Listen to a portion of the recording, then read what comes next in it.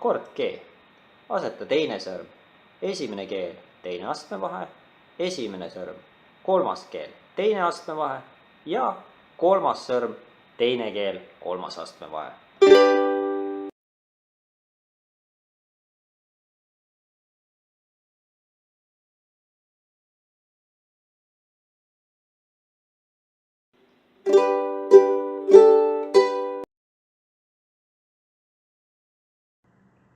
Thank you.